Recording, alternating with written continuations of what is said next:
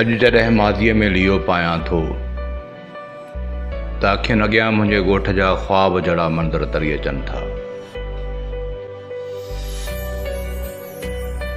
ॻोठ जंहिंखे मूं हमेशह पंहिंजे मंगेंदीअ वांगुरु महसूसु कयो आहे।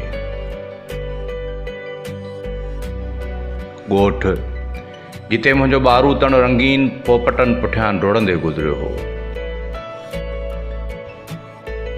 ॻोठ जिते पाड़े जे ज़मींदार जे बाग़ मां मेवा चोराए खाइणु ज़िंदगीअ जी सभ खां वॾी नेकी सम्झंदा हुआसीं।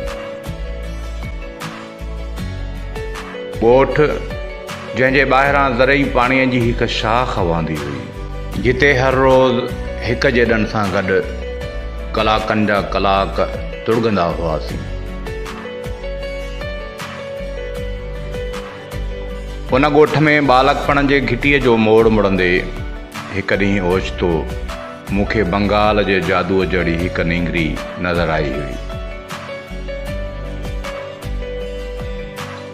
उन जे अखियुनि में शौक़, जज़्बा ऐं गुलाब जे पनखिड़ियुनि जहिड़नि चपनि ते मासूम मुर्क हुई।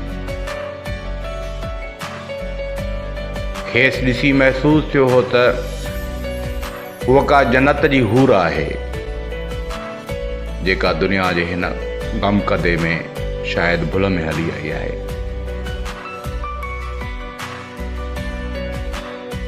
उहा जॾहिं हलंदी हुई त ईअं लॻंदो हो ॼण लहरुनि ते पई हले। हुन जे सहर अंगेज़ चहिरे ते अलाए छो मूंखे कंहिं गुलाबी शाम जा उलझल मंदर नज़र ईंदा हुआ।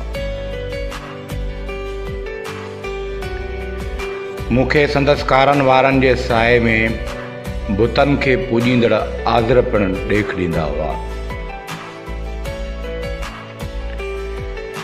हूअ ॼण ज़िंदगी जे आबशार जो इस्तारो हुई,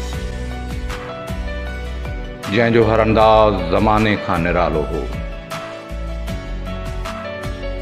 मूं लाइ हुन जे अचण वञण जो वक़्तु निमाज़ जहिड़ी हैसियत इख्तियार करे चुको हो, जंहिंजी क़ज़ा जन्नत वञाइण मिसल थींदी आहे।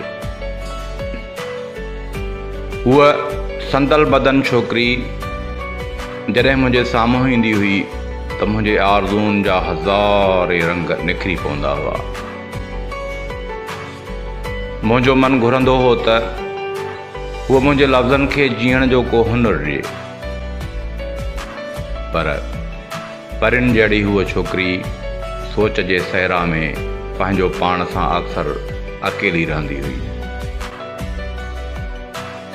हूअ जेका उजड़ियल मंदर जहिड़े पंहिंजे घर जी अकेली देवी हुई, तेज़ हवाउनि खे रोके पंहिंजी चुनरीअ जे पलव में सुकल गुल कठा कंदी रहंदी हुई। उहा हिकु अजीब गुजारत जहिड़ी हुई। संदसि चप प्यासा ठोठ हूंदा हुआ, पर अखियूं संड जहिड़ियूं हूंदियूं हुअसि। सिजु खेसि ॾिसी पीलो थी वेंदो हो, पर हुनखे पंहिंजे पाशे खां बि डपु थींदो हो। हूअ पंहिंजे ख़ामोशीअ जे भेद मां ॿाहिरि न निकिरंदी हुई। हूअ शायदि साहिलनि जी हवा हुई जेका नीरे समुंड लाइ ठही हुई। मां हज़ारे चाहनाउनि जे बावजूदु संदसि कुर्बत त माणे न सघियुसि, पर हूअ अॼु बि मुंहिंजे मन में मुस्कुराईंदी रहंदी आहे, मूंखे खिलाईंदी ऐं रोवारींदी रहंदी आहे।